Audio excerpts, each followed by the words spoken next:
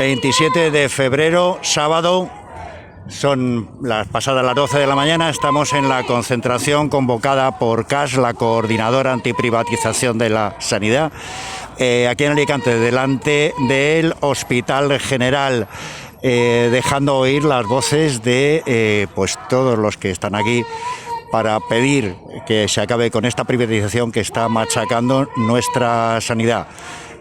Vamos a hablar con alguno de los aquí reunidos que nos explique un poco por qué es lo que está pasando. Quique Parra, del Comité de Unidad Obrera, en la concentración por la antiprivatización de la sanidad. Hoy sábado había convocados como 60 convocatorias en toda España.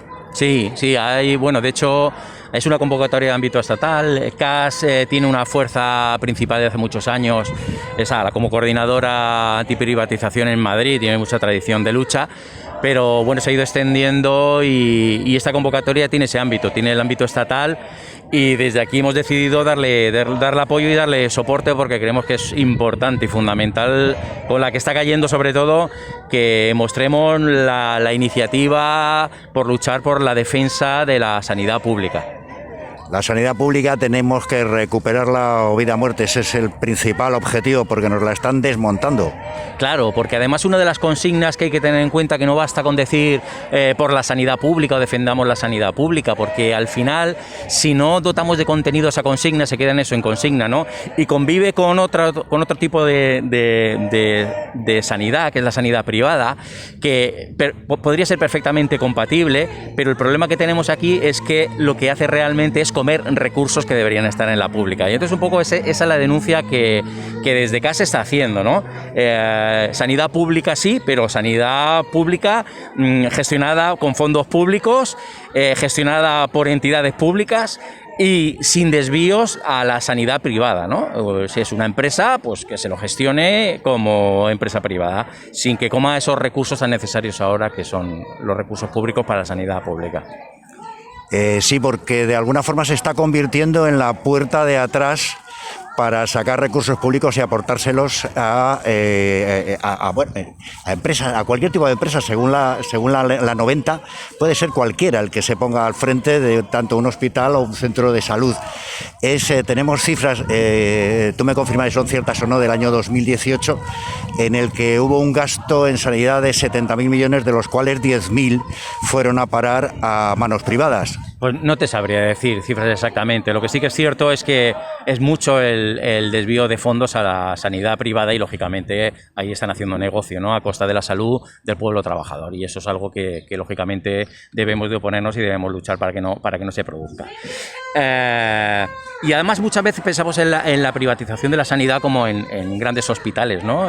Pero es que la privatización se da en mucho más ámbito, como has dicho, ¿no? En este articulado nos permite que el desvío de fondos se produzca en cosas que son también fundamentales. Yo me estaba acordando, por ejemplo, de la limpieza hospitalaria, ¿no?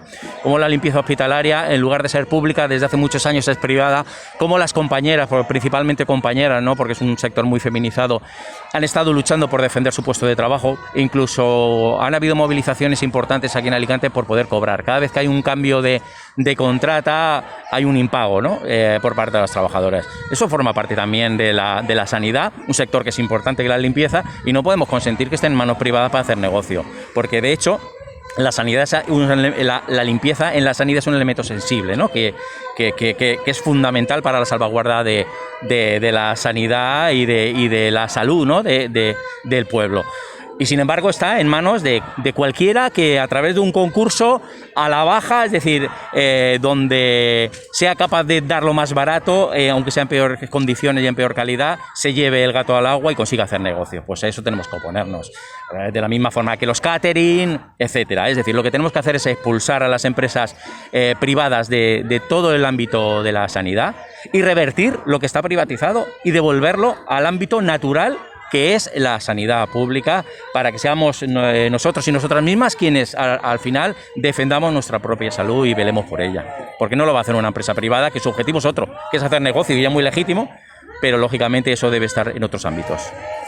Pues desgraciadamente sí, a fin de cuentas una empresa privada va por el lucro y eso pues no tiene remedio, no son hermanitas de la caridad y no van a regalar nada.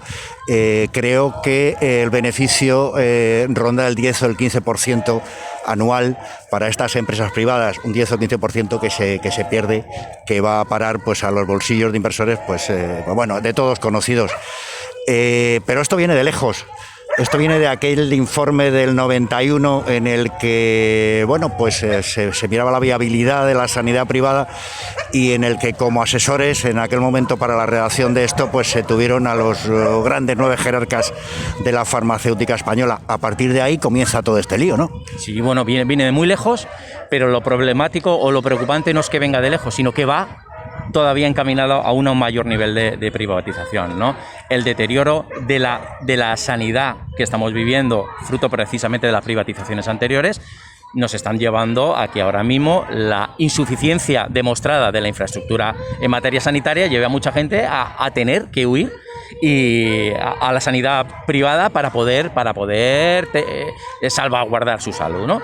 Entonces, lógicamente esto no es algo que esté acabando, sino que se va incrementando, ¿no? Y la pandemia ha puesto de manifiesto, lógicamente, pues esa deficiencia, ¿no? Y esa necesidad de ir cortando ya ese chorreo constante que, al contrario de ir a menos, va a más, ¿no? Y aquí obviamente hay un pastel, que es a lo que vamos, ¿no? Un pastel de... Aquí hay un dinero que por la propia marcha del sistema capitalista, con esa necesidad cada vez de tener más fondos para poder darle salida a su ciclo ampliado de capital, va comiéndose sectores que son realmente patrimonio del pueblo y de lo que deberían ser de lo público. Me estoy refiriendo lógicamente a la sanidad, pero también podríamos hablar de la educación o de las pensiones públicas, es decir, allí donde hay pasta, allí las grandes corporaciones, los monopolios quieren hacerse con él de forma poco legítima, ¿vale? Porque al final un proceso privatizador quedándose cosas a precio de miseria es un expolio al pueblo que no debemos consentir bajo ningún concepto, y mucho menos con la muestra que tenemos ahora mismo de cómo nos ha ido la pandemia, ¿no? De las deficiencias que hemos tenido a todos los niveles, ¿no? Deficiencias en el ámbito industrial para poder tener respiradores, casi no nos acordamos de eso, falta de mascarillas, es decir, hemos puesto de manifiesto un sistema económico que no nos conduce a ningún lado, nada más que al infarto ecológico por un lado y a la penuria y a la precarización total del pueblo. Y en el tema concreto de la sanidad pues lo estamos viendo, ¿no? A una privatización constante, a unas listas de espera cada vez mayores y a un deterioro general de la salud, ¿no? Dentro de poco seguramente veremos estudios de cómo ha afectado el tema de la pandemia no solo a los enfermos directos de lo que ha sido la COVID, sino seguramente de qué secuelas ha tenido todas esas privatizaciones de la salud, de otras enfermedades perfectamente curables y previsibles, que por desgracia en esta circunstancia pues no se han podido atender como se debiera. Y vamos a poner un punto final ya a esto, ¿no? Vamos a empezar la desescalada. como dicen las instituciones, vamos a empezar la desescalada, pero de la privatización. Y eso es un poquito nuestra lucha. Y en esta lucha, que no es una lucha de un día, sino que es una lucha que constantemente vamos a tener que ir llevando a cabo y prolongarla en el tiempo, pues seguramente estaremos. Y las organizaciones convocantes pues seguirán apoyando. Efectivamente, como bien dices, la pandemia ha puesto todavía más de resalte todo esto. De hecho, ahora tenemos un montón de gente del sistema sanitario con unos problemas incluso mentales generados por la sobredosis de gente, por el tener que escoger a quién trato primero, a quién va aquí, a quién vaya. Cuando hemos estado viendo plantas cerradas, cuando hemos estado viendo hospitales privados con camas vacías a punta pala que no se han podido utilizar, cuando medios no han llegado, es lamentable. No es solamente ya eso la atención al público, sino también que nuestros profesionales están terminando machacados. Claro, y la falta de recursos, cuando hablamos de falta de recursos no hablamos solo de falta de recursos o de infraestructuras, sino lógicamente de falta de recursos humanos, ¿no? Y es una pena, porque además teniendo capacidad, teniendo desempleo, pero bueno, ahí es un poquito ver en qué sistema estamos y cómo se maneja, ¿no? Que aquí al final las prioridades y quien va marcando los ritmos es el capital, y es el capital privado, y son los beneficios, y si en esa lista de beneficios no encajan las políticas, pues no se tienen en cuenta, ¿no? Y el resto de cosas son secundarias, ¿vale? Y entonces, si es necesario reforzar puntualmente la sanidad, lo es no para la salvaguarda de la población, sino al final porque haciendo los números resulta que cuadra hacer ese esfuerzo para poder iniciar otro proceso de acumulación, ¿no? Que es un poco de lo que se trata. Y así es como se están tomando pues prácticamente todas las decisiones, en base a esos criterios. Hay estudios no solo en España, sino a nivel internacional, respaldados además por científicos que nos hablan del incremento en la tasa de mortalidad con la función privada de la sanidad. Hablan de algo así como un 2% en adultos, un 9,5% en niños, en bebés, y alrededor de un 8% en gente con enfermedades crónicas, por ejemplo, diálisis. Es verdaderamente espeluznante, se le ponen uno los pelos de punta al oír esto. Sí, claro, por supuesto. Y seguramente asistiremos a un escenario mucho más agravado con el paso del tiempo, cuando realmente las consecuencias, no solo de lo que es la crisis sanitaria y de lo que representa para la salud, sino la crisis económica, la precariedad, el paro, la falta de recursos para tener una vivienda digna en condiciones, o incluso la pobreza, lo que se llama pobreza energética, que no es más que una extensión más de la pobreza general, cuando eso realmente empiece a mostrarse en números, ¿no? Normalmente esos números suelen aparecer unos cuantos años para poderse mostrar estadísticamente, y cómo realmente otra vez los colectivos más vulnerables serán los que encabecen esas listas, ¿no? Y lógicamente me refiero a la población, en este caso en materia sanitaria, a la población más mayor, pero esa pobreza que se ceba con la población migrante, con las mujeres, en materia de precariedad laboral, con la juventud, pues al final lógicamente todo eso traducido en cifras que siempre son frías, pero van a acabar viendo o percibiendo realmente esa realidad, ¿no? Que al final, pues eso, vamos a tener una vida mucho más precaria y lógicamente con una esperanza de vida menor, sobre todo en esos sectores, ¿no? más empobrecidos. Es cierto, y no es tan complicado darle la vuelta a esto si queremos, pero si no recuerdo mal, en el 2009 CAS precisamente presenta en el Congreso 500.000 de firmas pidiendo precisamente que se acabe con esto, y no lo recoge ningún partido, ninguno de todos los que había en el arco parlamentario, los mismos que aprobaron la ley, que la aprobaron por unanimidad desde el PP al Partido Comunista. Allí todo el mundo votó a favor y la iniciativa no se recoge.